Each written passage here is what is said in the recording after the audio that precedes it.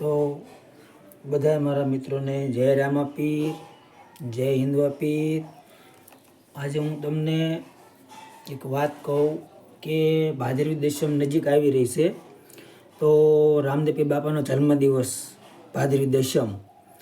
તો આપણો કોઈક તહેવાર આવતો હોય એટલે આપણે નવા કપડાં લાવી, નવા કપડાં સીવડાવી, પહેરવી।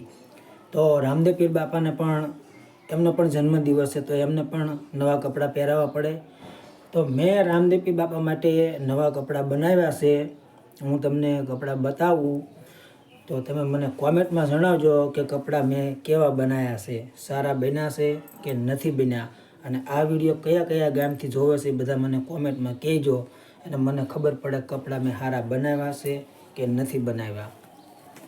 જોકે આમ તો સારા જ બન્યા છે। જો આ રામદેવપીર બાપાનું વાઘું છે, કાપડ પણ સારું છે અને લેસ પટ્ટા પણ સારા મૂક્યા છે। ભાદરવી દશમમાં રામદેવપીર બાપાને આ પહેરાવવાનું છે। પછી આમાં પટ્ટો બનાવ્યો છે, આ ખંભે નાખવાનો પટ્ટો છે। આ રામદેવપીર બાપા દશમનો દી પહેરશે। તો કોમેન્ટમાં મને કહેજો કે કયા કયા ગામથી વિડીયો જોવો છો, અને વાઘા મેં કેવા બનાવ્યા છે, કપડાં કેવા બનાવ્યા છે એ મને કોમેન્ટમાં જણાવજો। જય રામાપીર।